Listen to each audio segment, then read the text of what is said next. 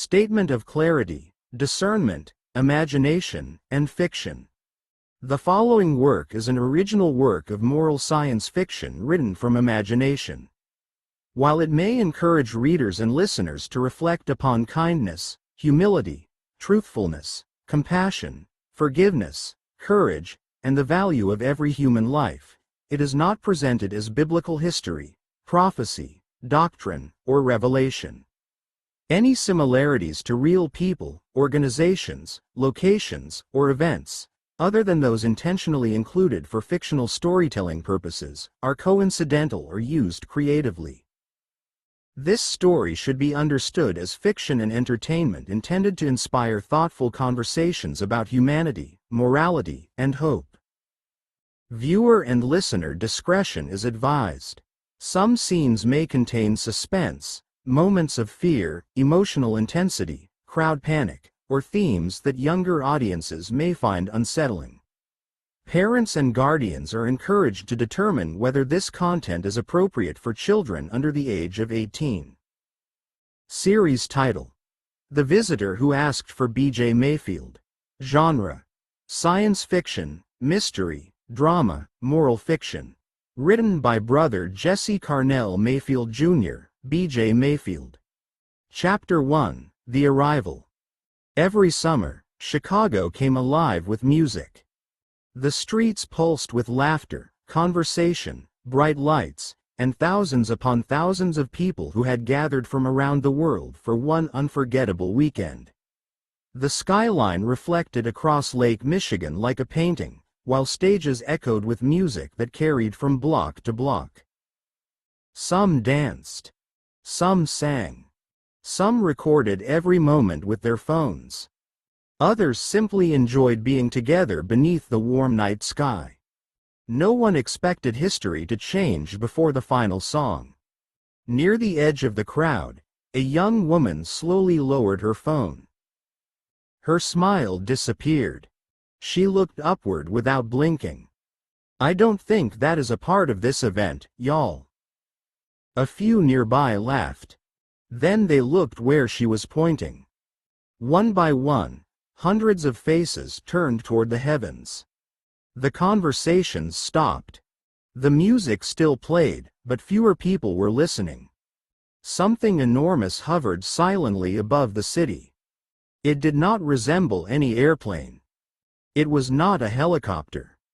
It was not a drone.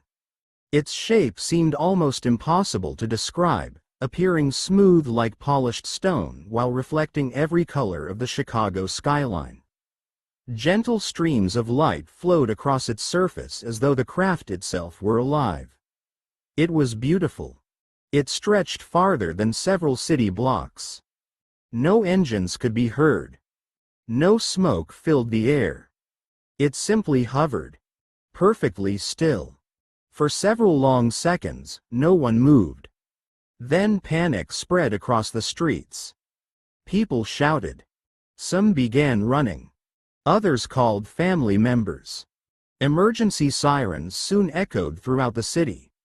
News helicopters circled from a safe distance. Television stations interrupted their programming. Social media exploded with millions of live broadcasts. Around the world, people watched Chicago in disbelief. Then the impossible became even more impossible.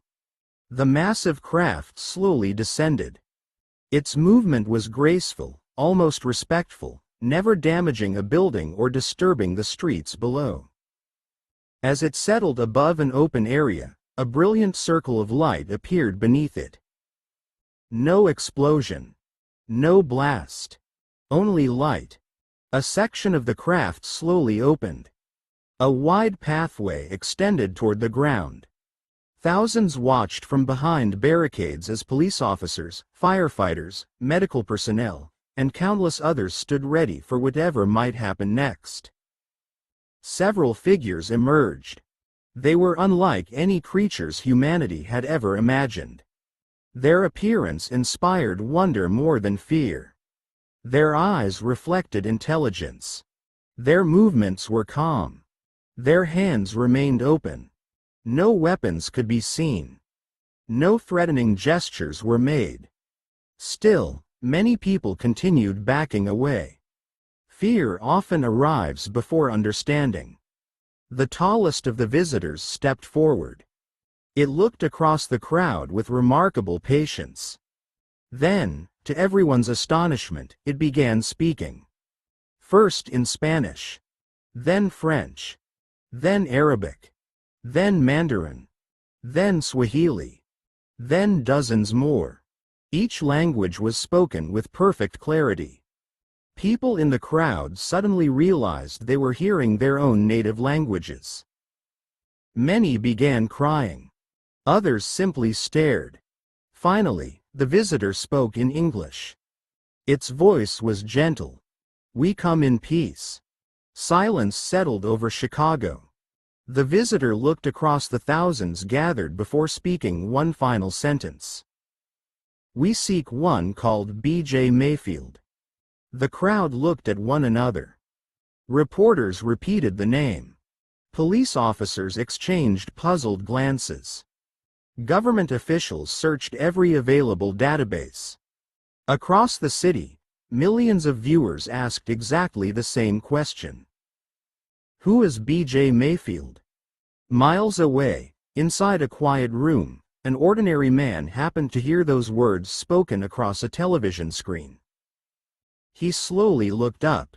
His eyes widened. He pointed toward himself. Me? Outside, the visitors patiently waited. The greatest fictional, yet morally appropriate mystery in human history had only just begun. Chapter 2: The Question. Chicago did not sleep that night. The music had ended. The stages had gone silent. The celebration had become the most watched event in human history. Every television network carried the same live images. The enormous vessel remained suspended peacefully above the city. The visitors stood exactly where they had first emerged. They neither advanced nor retreated. They simply waited. Military aircraft circled from a respectful distance. Scientists filled conference rooms with theories. Religious leaders offered prayers. Political leaders addressed their nations. Parents gathered their children. Neighbors gathered with neighbors. For perhaps the first time in generations, much of humanity looked away from itself and toward something larger. Inside a modest Chicago home, B.J. Mayfield sat quietly in front of the television. Every channel repeated the same sentence. "We seek one called B.J. Mayfield." He reached for the remote, believing another station would surely be discussing someone else. Every station said the same name. Every reporter asked the same question. Who is B.J. Mayfield? He quietly whispered to himself. I am just an ordinary man. His phone began vibrating. Then it rang. Again. And again. Friends. Family. Former classmates. People he had not spoken to in years. Even complete strangers somehow found his contact information.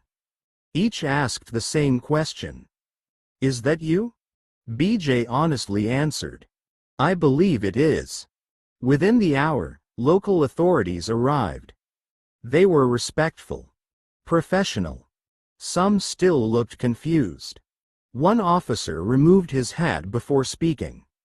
Sir, we understand this sounds unbelievable, but we have been instructed to escort you downtown. The visitors have refused every request except one. They continue asking for you. BJ nodded slowly. If this truly is happening, then I suppose keeping them waiting would be rude. Even in such an extraordinary moment, the simple remark caused several nervous smiles.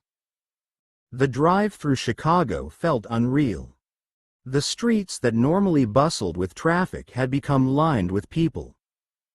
Some waved. Some prayed.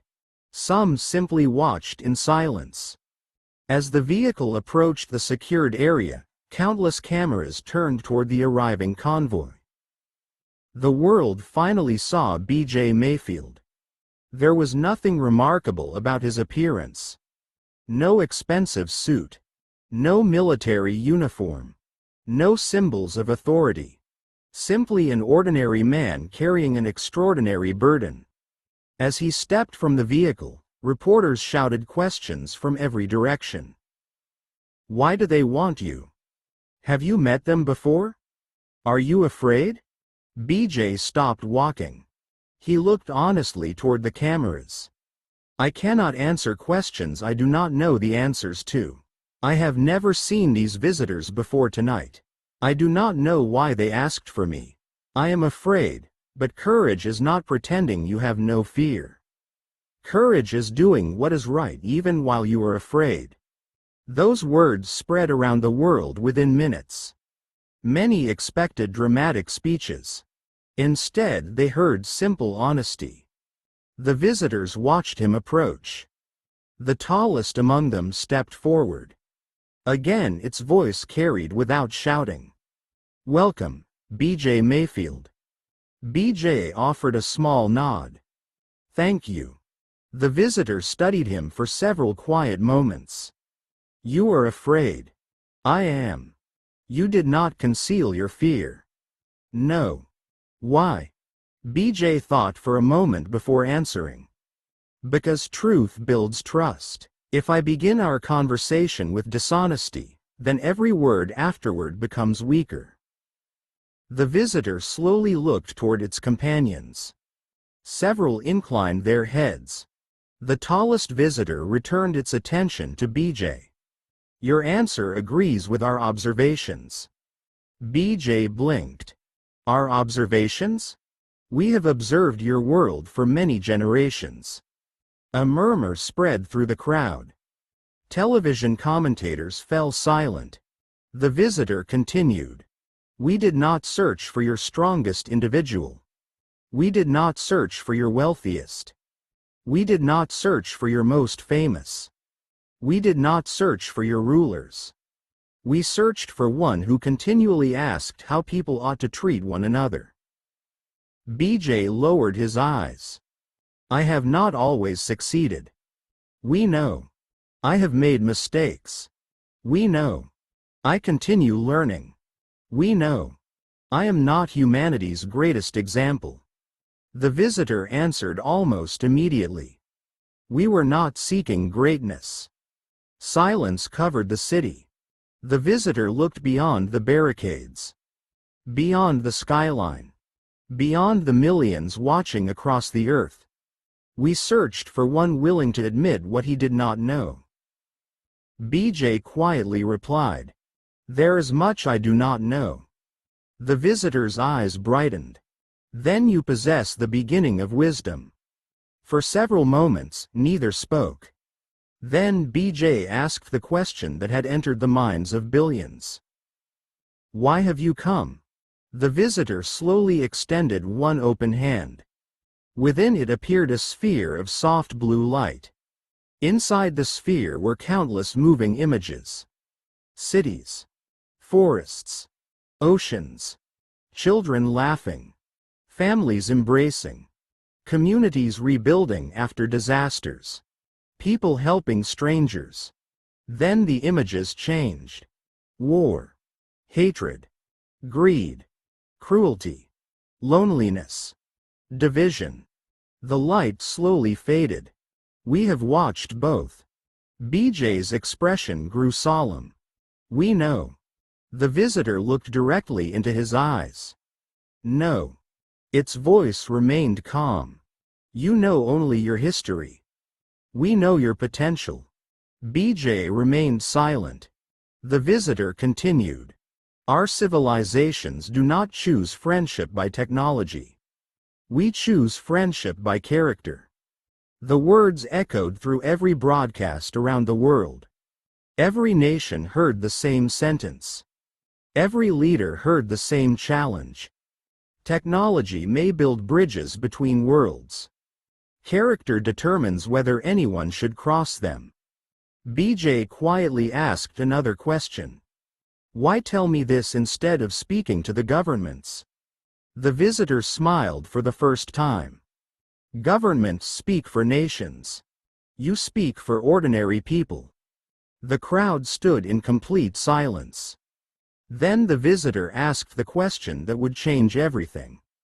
If humanity were entrusted with knowledge capable of transforming your civilization forever, would humanity use it to serve one another, or to rule one another? BJ did not answer. Not because he lacked words, but because he knew that answering too quickly would dishonor the weight of the question. For the first time in human history, the future of Earth was not waiting for the fastest answer. It was waiting for the wisest one. Chapter 3: The Walk. The question lingered over Chicago like the great vessel itself. No one spoke. No one hurried. Billions waited for one man's answer. The tallest visitor stood patiently, its calm never wavering. B.J. Mayfield, it said, how does humanity answer? B.J. looked down at the pavement beneath his feet. He could feel the eyes of the world upon him. The cameras. The governments. The scientists. The reporters. The children. The elderly. Every nation waited. Finally, he raised his head. I cannot answer. A wave of surprise rippled through the crowd. Television commentators immediately began talking over one another. Government officials exchanged uneasy glances. The visitor remained perfectly still. You refuse? BJ gently shook his head. I refuse to pretend. The crowd quieted once more. I cannot honestly speak for more than 8 billion people. I can only speak for myself, and if I answered your question as though I represented every heart on earth, I would begin with a lie. The visitor's eyes brightened ever so slightly. You continue to choose truth. BJ smiled faintly. I am trying. The visitor asked, then how shall humanity answer?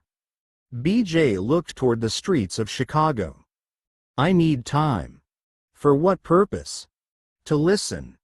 The visitor tilted its head. You wish to gather information? No. I wish to gather understanding. Those watching around the world leaned closer to their screens. BJ continued.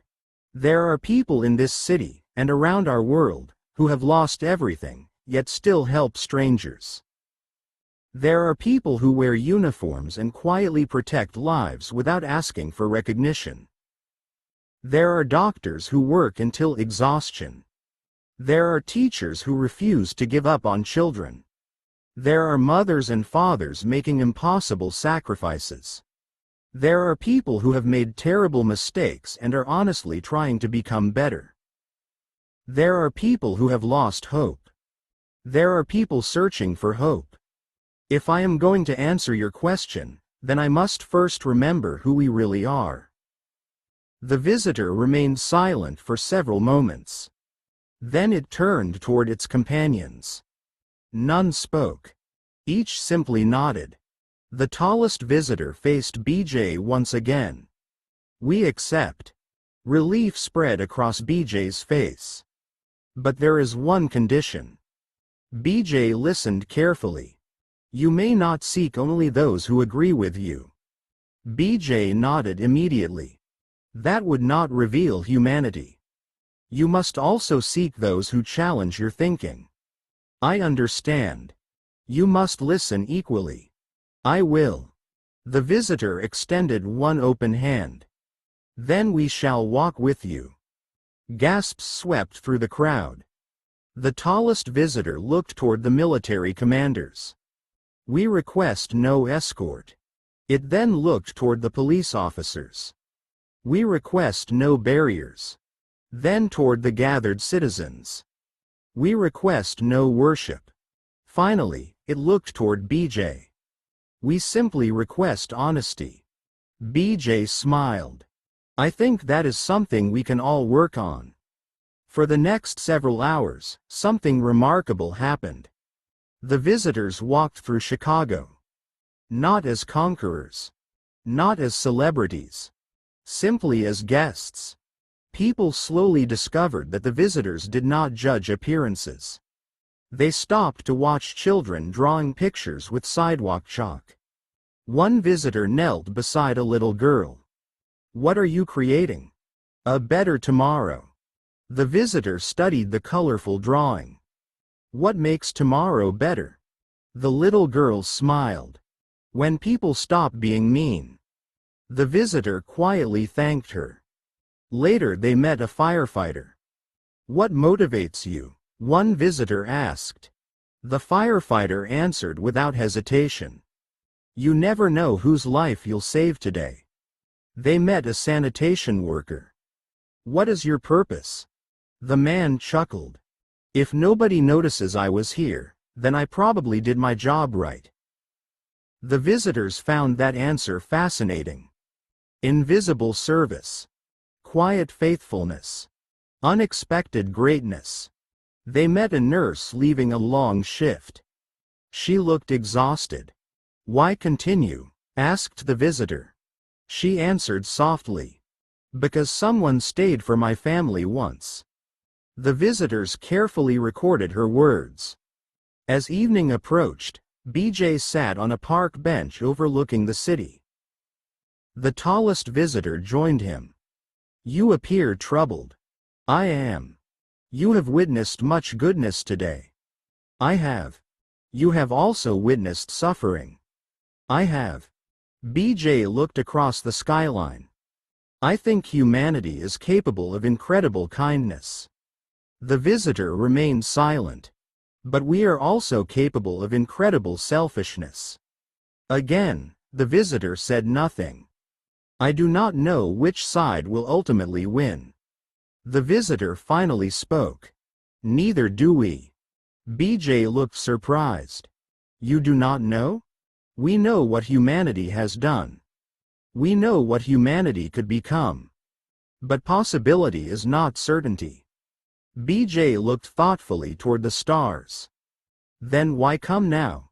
The visitor slowly looked upward. "Because your world has reached a crossroads." The wind gently moved through the trees. "What kind of crossroads?" The visitor answered quietly.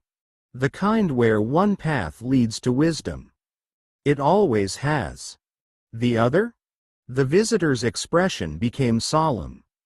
"The other has ended many civilizations." BJ felt a chill despite the warm summer night. For the first time since the visitors arrived, he realized they had not come merely to introduce themselves. They had come because they had seen something. Something approaching. Something humanity itself had not yet recognized. And somewhere beyond the stars, another light briefly appeared, far smaller than the first vessel, unnoticed by everyone except the visitors. The tallest visitor slowly stood. Its peaceful expression faded into quiet concern. It whispered in its own language. One of the other visitors looked toward the distant light and answered with a single solemn nod. Whatever was coming, it was not part of the original mission. Chapter 4: Two Voices Among the Stars. The summer air over Chicago had grown strangely quiet. The city remained full of people, yet an unusual stillness settled across the streets. The towering vessel still hovered peacefully above the skyline. Far beyond it, nearly invisible against the night sky, another point of light slowly grew brighter. The peaceful visitors watched without panic. They simply observed. BJ Mayfield noticed their expressions. "You were expecting this, weren't you?" The tallest visitor answered. "We hoped our mission would conclude before their arrival." "You know them?" "We do." "Are they your enemies?" The visitor looked thoughtfully toward the approaching light. "No." The answer surprised everyone listening. "No? We are not enemies." BJ looked puzzled. "Then what are they?" The visitor answered with great care. "They are our oldest disagreement. Around the world, Billions leaned closer to their screens. The visitor continued. Our civilizations were once one. The statement echoed across every broadcast. Thousands of generations ago, our ancestors shared one people, one language, and one purpose. What happened? We asked one question. What question? The visitor's eyes reflected the distant stars. What gives a civilization the right to become more powerful? BJ listened carefully. The answer divided us forever. Another brilliant light slowly descended through the clouds. Unlike the first vessel, this craft moved with sharp precision. Its design was angular. Its surface reflected no colors. It seemed built for efficiency rather than beauty. It stopped several hundred feet from the peaceful vessel. Neither craft displayed weapons. Neither moved aggressively. The silence between them seemed older than history itself. A doorway slowly opened. Several figures emerged. They resembled the first visitors, yet everything about them felt different. Their movements were exact, measured, purposeful. They wore expressions that revealed neither joy nor sorrow. Only calculation. The leader stepped forward. When it spoke, its voice was calm. We acknowledge your presence. The peaceful leader bowed respectfully. And we acknowledge yours. BJ whispered. They're being polite. They always are, replied the peaceful visitor. The second leader looked toward BJ. So, this is the human. BJ stepped forward. My name is BJ Mayfield. We know. You asked for me? No. The answer caught everyone by surprise. BJ looked toward the peaceful visitors. They did. The second leader nodded. They have always preferred conversations. It then looked around Chicago. We prefer observation. The peaceful leader spoke. Our mission remains unchanged. The second leader answered. As does ours. BJ asked quietly. What exactly are your missions? For the first time, both leaders answered together. To evaluate humanity. The words settled heavily over the city. BJ slowly asked. For what purpose? The peaceful leader spoke first. To determine whether humanity is prepared to join the community of civilizations. The second leader continued. Or whether humanity should remain isolated until it matures. BJ folded his arms thoughtfully. You disagree on how that decision should be made. We do. The peaceful leader looked toward the crowds gathered throughout Chicago. We believe every civilization deserves guidance toward wisdom. The second leader looked at the same crowd. We believe wisdom must first be earned. The peaceful leader continued.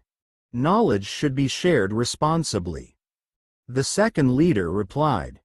Knowledge should be earned through discipline, compassion, strength, mercy, achievement, patience, excellence.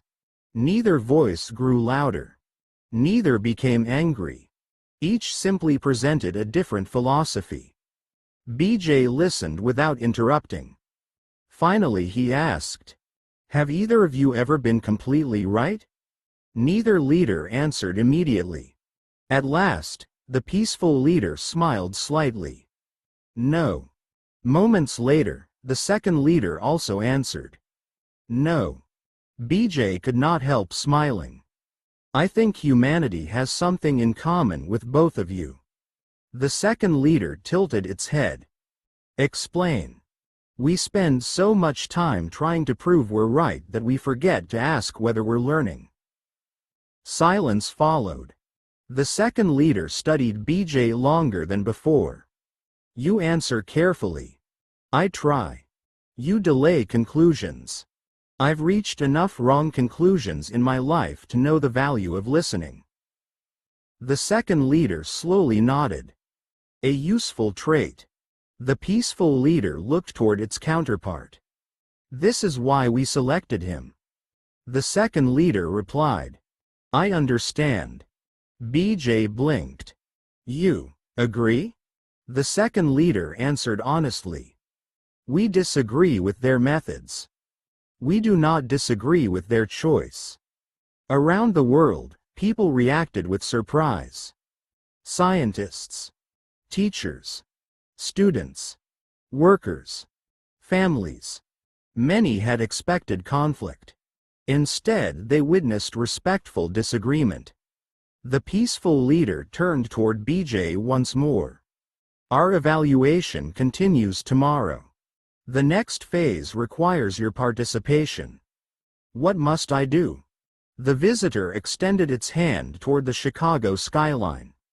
You must help us understand humanity's greatest invention. BJ looked confused. The wheel? No. Language? No. Technology? No. The peaceful leader smiled. The ability to forgive. The second leader looked directly at BJ. And tomorrow, we shall determine whether humanity truly possesses it.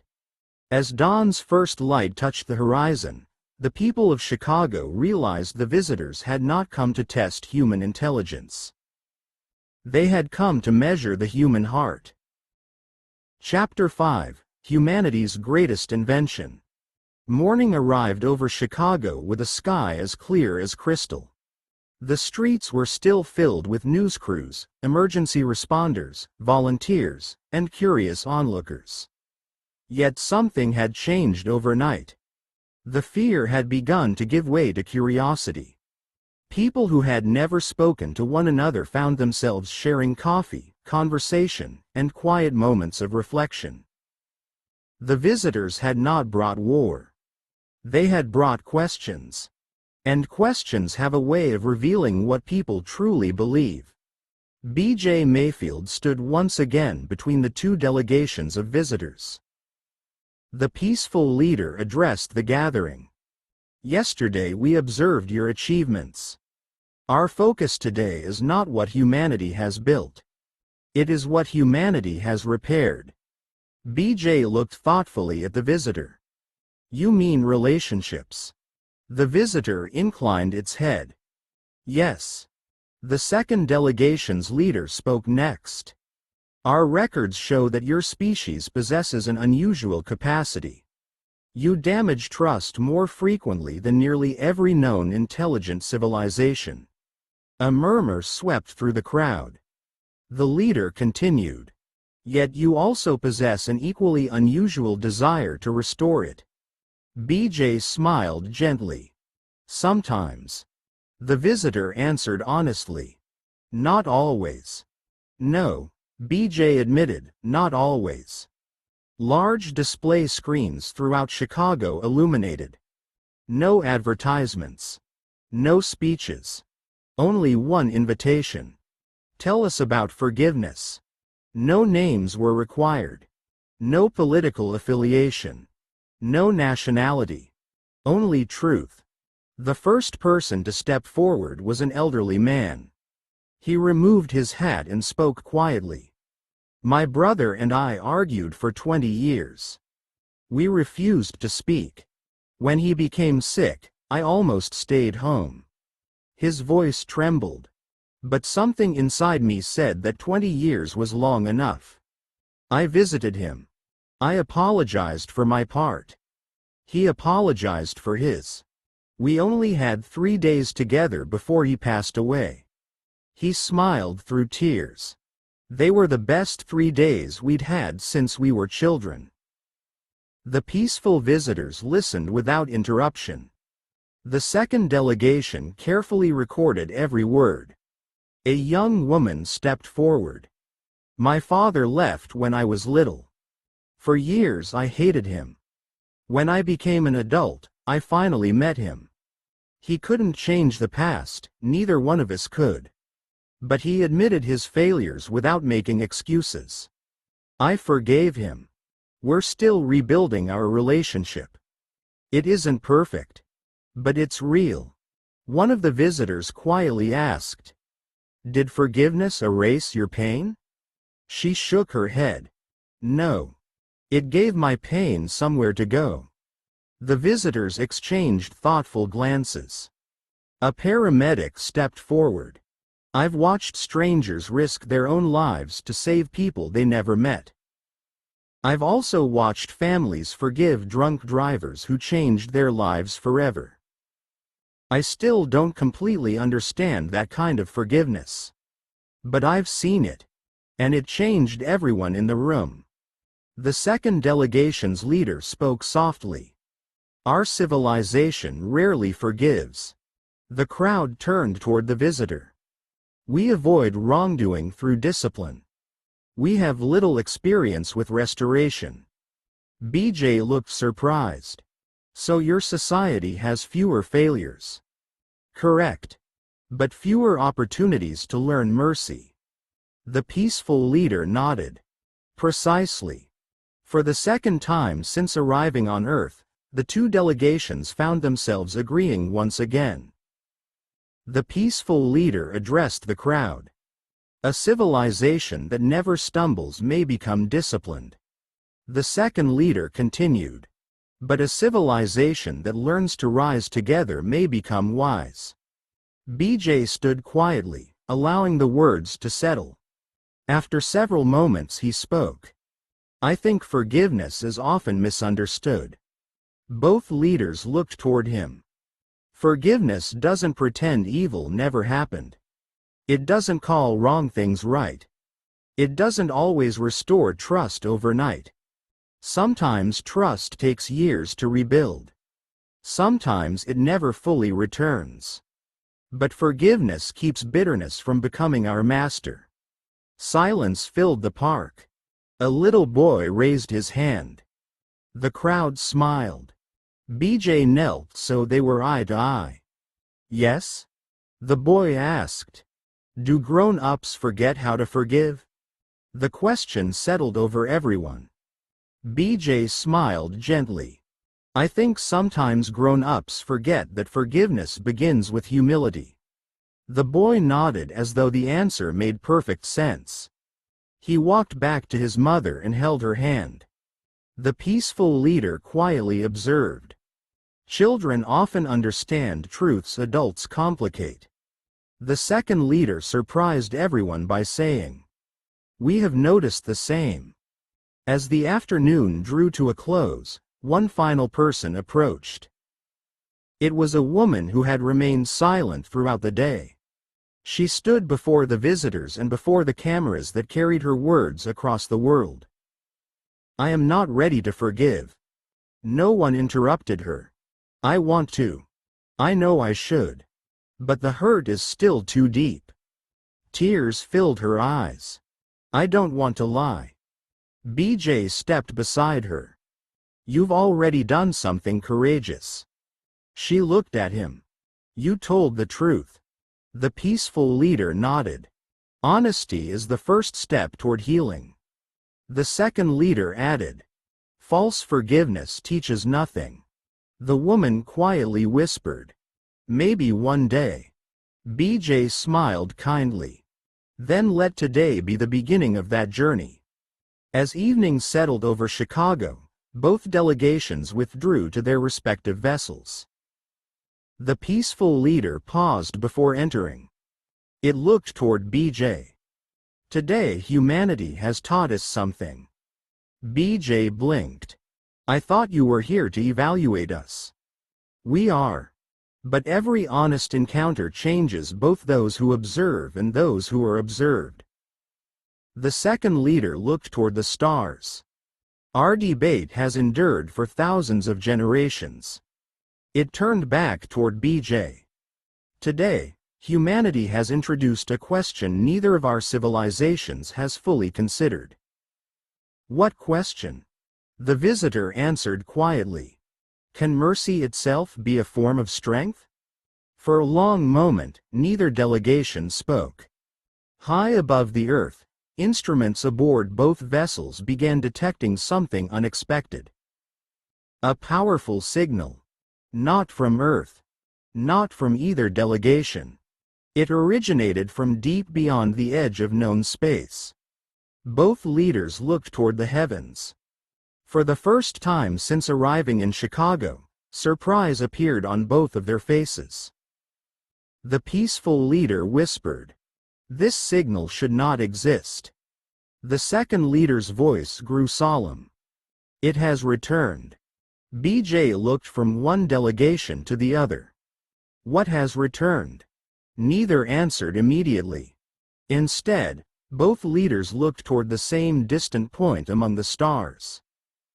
Whatever was approaching was ancient, far older than either civilization. And for the first time since humanity looked into the night sky, the visitors themselves appeared uncertain.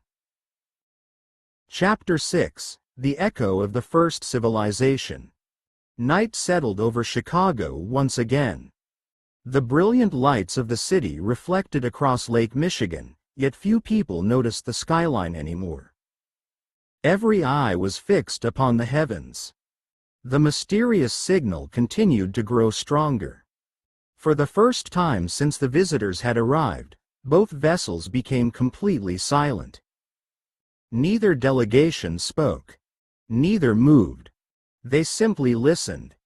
B.J. Mayfield stood beneath the vast summer sky and quietly asked, "What are you hearing?" The peaceful leader answered, "A voice." The second leader added, "One that should have been silent forever." The signal continued for several moments before suddenly stopping. Then every screen across Chicago illuminated. Televisions, mobile phones, computer monitors, digital billboards, even the display panels inside both extraterrestrial vessels. No one had activated them. A single image slowly appeared. It was not a face. It was an entire galaxy, spiraling with breathtaking beauty. Then came a voice. It spoke in no recognizable language. Yet every person somehow understood it in his or her own native tongue. The voice carried neither fear nor anger. Only sorrow. "We were the first." A hush fell over humanity. "We discovered the secrets of matter. We learned to travel farther than light. We mastered energy. We conquered disease. We extended life. We believed there was nothing left to learn." The galaxy on every screen slowly began to dim. But we neglected the one thing upon which every civilization stands. The peaceful visitors lowered their heads. The second delegation did the same. BJ noticed. "You know this message." The peaceful leader replied, "We have studied it for countless generations." The image changed. Magnificent cities stretched across entire worlds. Towering structures reached toward brilliant skies. Civilizations flourished. Knowledge increased. Prosperity multiplied. Then another image appeared. Arguments. Pride. Greed. Selfish ambition. Communities divided. Families fractured. Truth became negotiable. Integrity became inconvenient. Power became its own reward. The voice continued. "We did not fall because our machines failed. We fell because our character failed." Silence covered Chicago. Millions of people wiped tears from their eyes. The voice spoke once more. "Knowledge without wisdom became manipulation. Strength without compassion became oppression. Freedom without responsibility became chaos. Justice without mercy became cruelty. Mercy without truth became corruption." The second delegation's leader quietly whispered, "The record of ashes." BJ looked toward the visitor. "That is what you call this?" "It is the oldest historical record known among the stars." The peaceful leader added, "It is studied by every civilization before first contact with another world." The image changed again. The once magnificent civilization slowly faded into emptiness. No explosions. No invading armies. No great disaster. Simply silence. An entire civilization disappeared because it had forgotten why it existed. The voice spoke one final time. If you inherit our knowledge without learning our wisdom, you will inherit our ending. The image vanished. Every screen returned to normal. The signal ended. Chicago remained perfectly still. No one applauded. No one shouted. Many simply embraced the people standing beside them. BJ remained thoughtful. So this is why you came. The peaceful leader nodded. In part. The second leader continued. Our debate has lasted thousands of generations. We believed humanity might help resolve it. BJ smiled slightly. I think humanity is still trying to resolve it for ourselves. Both leaders seemed to appreciate the honesty.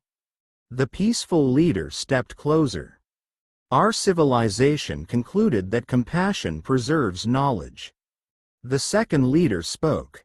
Ours concluded that discipline preserves knowledge.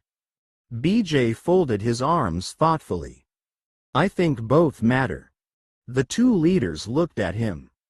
A compassionate people without discipline may lose what they build. A disciplined people without compassion may lose themselves. For the first time since their arrival, neither delegation responded immediately. Instead, both reflected upon his words. Finally, the second leader inclined its head. A balanced observation. The peaceful leader smiled. You continue to teach while believing you are only learning. BJ laughed softly. I assure you, I still have much to learn. As dawn began to approach, a young reporter stepped forward. She had covered every moment since the visitors arrived. She asked the question millions had been wondering. If humanity passes your evaluation, what will happen? The peaceful leader answered first. We will share knowledge. The second leader continued. But only knowledge your character is prepared to receive. The reporter asked another question. What if humanity fails? Neither delegation answered. Instead, both looked toward BJ. He quietly understood. The answer no longer belonged to the visitors. It belonged to humanity itself. BJ slowly turned toward the countless cameras broadcasting across the earth. He did not speak as a ruler. He did not speak as a prophet. He did not speak as someone who possessed all the answers. He simply spoke as one ordinary man. I don't believe our future will be decided by one speech. I think it will be decided by millions of ordinary choices. Every act of honesty. Every act of forgiveness. Every promise kept. Every child taught kindness. Every stranger helped. Every wrong admitted. Every opportunity to do what is right when no one is watching. He looked around the city he had always called home. If humanity has any hope of walking wisely into the future, then that future begins long before spaceships arrive. It begins with how we treat one another today. The morning sun slowly rose above Chicago. Its light reflected from both extraterrestrial vessels. For the first time since either civilization had reached Earth, the two delegations stood side by side without debate. Neither philosophy had won. Neither had lost. Instead, each had been refined. The evaluation was nearly complete. Only one final decision remained. And that decision would not be made by the visitors. It would be made by humanity itself. Chapter 7: The Measure of a People. The morning sun climbed steadily over Chicago. Its light reflected from the glass towers, the calm waters of Lake Michigan, and the two great vessels that still hovered peacefully above the city. For the first time in days, there were no urgent announcements. No dramatic speeches. No military movements. No predictions from experts. Only quiet anticipation. Humanity waited. The peaceful leader and the leader of the second delegation stood together before B.J. Mayfield. The peaceful leader spoke first. "The time has come." B.J. nodded. "For the final evaluation?" "Yes." The second leader continued. "The final measure cannot be completed by us." B.J. looked puzzled. "Why not?" "Because character cannot be measured by observation alone. It must be demonstrated." The peaceful leader slowly raised one hand.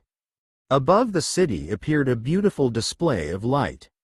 It was not frightening. It resembled countless stars gently weaving together. Every person watching could see it, no matter where they stood. Then the peaceful leader spoke to the entire world. "Today we ask for no speeches, no debates, no competitions, no displays of power. We ask only one thing. Choose someone you can help." The words echoed across every nation. Help someone who cannot repay you. Encourage someone who has lost hope. Forgive someone if you are able. Feed someone who is hungry. Comfort someone who is grieving. Protect someone who is vulnerable. Teach someone patiently. Listen to someone who feels forgotten. And expect nothing in return. The second leader stepped forward. "For one complete day. No rewards. No recognition. No record of your name. No announcement of your deeds. If your kindness depends upon being seen, then it is a transaction. If your kindness continues when no one is watching, then it becomes part of your character." B.J. quietly smiled. "I think I understand." The visitors nodded. Around the globe, something remarkable began to happen. Not because anyone was forced. Not because laws had changed. But because ordinary people chose to act. In Chicago, and across the world, restaurant owners quietly prepared meals for families in need. Construction workers repaired porches and houses of the elderly without accepting payment. Children wrote encouraging letters to hospital patients they had never met. Teenagers cleaned neighborhood and city parks without being asked. Police officers spent extra time helping frightened children smile again. Firefighters visited schools simply to encourage young students to dream boldly. Doctors remained after long shifts to comfort lonely patients. Nurses held trembling hands. Teachers purchased school supplies for children whose families could not afford them. Neighbors who had argued for years shared their first peaceful conversation. Brothers and sisters reconciled. Parents apologized to their children. Children apologized to their parents. Children embraced parents. Parents embraced children. Across the oceans, similar acts quietly unfolded. Some were large. Most were small. None were insignificant. The visitors watched. Not with machines. Not with scanners. But by observing hearts expressed through actions. Late that evening, B.J. walked through the streets of his beloved Chicago. No reporters followed him. No cameras surrounded him. For the first time since the visitors arrived, he was simply another face among the crowd. And he enjoyed that. He passed a young man quietly giving away his only winter coat to someone sleeping on a sidewalk. He saw a little girl sharing half of her lunch with another child. He watched strangers helping an elderly couple cross a busy street. He noticed volunteers cleaning broken glass from a neighborhood playground. None of them knew they were being observed. B.J. smiled to himself. This is who we can be. The peaceful leader appeared beside him. You seem encouraged. I am. You have also witnessed acts of selfishness today. BJ nodded. Yes. Does that discourage you? BJ looked thoughtfully toward the city lights. It reminds me that goodness is a choice. So is selfishness. We decide every day which one grows. The second leader quietly joined them. Our observations are complete. BJ looked toward both visitors. And? The second leader answered. We have reached a conclusion. The peaceful leader smiled warmly. So have we. BJ waited. The second leader looked across Chicago. Humanity remains deeply imperfect. BJ nodded. I already knew that. The peaceful leader continued. But humanity possesses a remarkable quality. It continues striving. The second leader added. Even after failure. The peaceful leader smiled. Especially after failure. For the first time in thousands of generations, the two leaders turned toward one another. Without words, they extended their hands. Their hands met. Not as rivals, but as old friends who had learned something new. The peaceful leader spoke. Our disagreement has endured for ages. The second leader continued. Humanity has reminded us that wisdom grows strongest where compassion and discipline walk together. BJ looked upward toward the stars. I never imagined an ordinary man from Chicago would witness a moment like this. The peaceful leader looked kindly at him. You were never chosen because you were extraordinary. The second leader finished the thought. You were chosen because you never claimed to be. A gentle breeze moved through the streets. The crowds remained unaware that history itself had just changed. The visitors slowly turned toward their vessels. Tomorrow they would depart. Before leaving, however, they had one final message to leave with the people of Earth. A message that would be remembered long after the stars carried them home. Chapter 8: The Departure. Morning broke over Chicago for what would become one of the most remembered days in this fictional, yet morally appropriate account of hopeful human history. The city stirred quietly. People walked the sidewalks with a different pace than they had only a week earlier. Neighbors greeted one another. Strangers smiled. Children pointed toward the two magnificent vessels still resting above the skyline. No one knew exactly what would happen next. Only that the visitors had promised one final message before departing. BJ Mayfield stood where this remarkable journey had begun. The same place where thousands had gathered during the music festival. The same place where one woman's voice had first broken through the excitement. I don't think that is a part of this event, y'all. He smiled to himself. How quickly an ordinary evening had become an extraordinary chapter in history. The peaceful leader and the leader of the second delegation emerged together. This time they walked side by side. There was no distance between them. No visible disagreement. Only mutual respect. The peaceful leader addressed the world. People of Earth, you welcomed strangers while uncertain of our intentions. You listened before drawing conclusions. You questioned without hatred. You demonstrated courage, humility, generosity, and hope. The second leader continued. You also revealed fear, division, pride, selfishness, impatience. Neither leader attempted to hide the truth. The peaceful leader smiled gently. You revealed yourselves honestly. And honesty is where wisdom begins. A great silence settled across the city. The peaceful leader slowly extended both hands. A sphere of soft light appeared between them.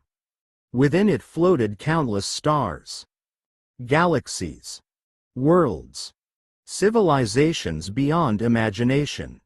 The crowd watched in complete wonder. There are many civilizations among the stars.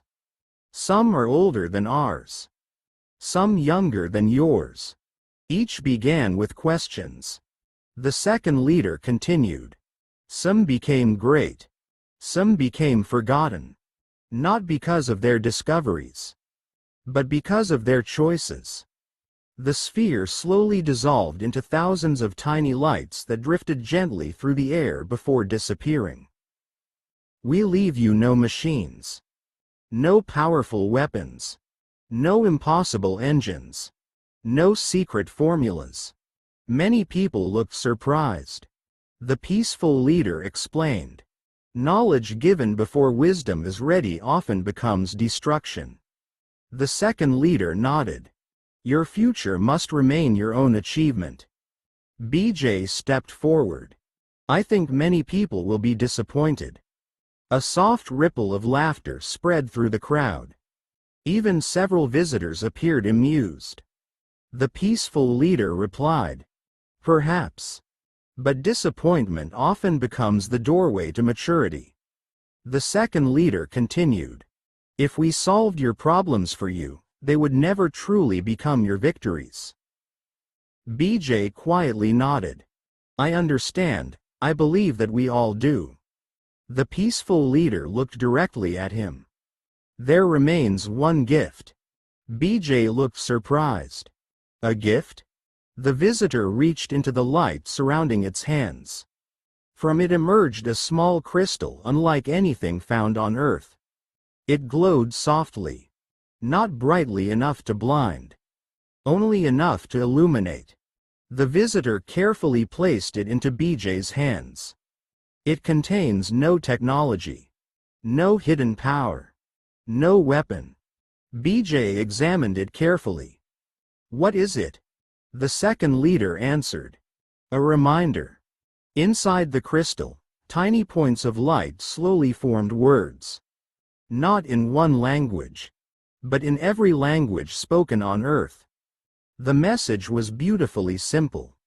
The future belongs to those who choose wisdom with compassion, truth with humility, strength with mercy, and freedom with responsibility. BJ quietly read the words once more. Then he looked toward the visitors. I will treasure this. The peaceful leader smiled. We believe you will. The second leader added. And one day, when humanity no longer needs reminders because these virtues have become its character, our paths may cross again. Both leaders turned toward their vessels. The great doors slowly opened. Before boarding, the peaceful leader paused one final time. B.J. Mayfield. Yes? When we first arrived, humanity believed we came to evaluate Earth. B.J. smiled. I remember. We did. The visitor looked across Chicago. But Earth also evaluated us. B.J. looked puzzled. How? You reminded two ancient civilizations that neither compassion without discipline, nor discipline without compassion, is sufficient by itself. The second leader completed the thought. Because of humanity, our own people will continue learning. B.J. lowered his head in humble gratitude. I never expected that. The peaceful leader answered. The greatest teachers rarely do. The visitors entered their vessels. The doors closed. Without sound. Without spectacle. The two enormous crafts slowly rose into the bright blue sky. Higher. Higher. Until they became two brilliant points of light. Then one. Then none. The skies above Chicago were once again clear. Life slowly returned to normal. The music festivals continued. The trains continued their daily routes. Children went to school. Parents went to work. Neighbors borrowed sugar. Friends shared meals. The extraordinary had quietly returned people to the importance of the ordinary. Months later, reporters still debated the visitors. Scientists continued studying every recording. Governments revised countless policies. Universities offered new courses. Artists painted. Musicians composed. Writers imagined. Yet perhaps the greatest legacy of the visitors could not be measured in books, broadcasts, or discoveries.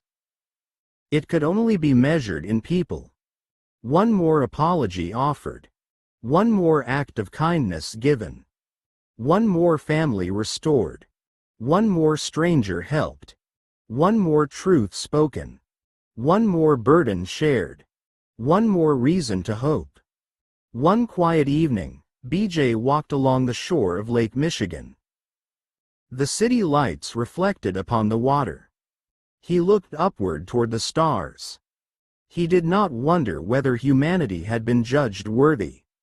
He understood something better. Worthiness was not a destination reached once and forever. It was a choice renewed each day. He smiled, turned toward home, and disappeared into the ordinary life he had always cherished. Above him, hidden among the countless stars, two distant vessels continued their journey. One peaceful, one disciplined, no longer divided as they once had been. Behind them, Earth became another small blue light in the vastness of creation.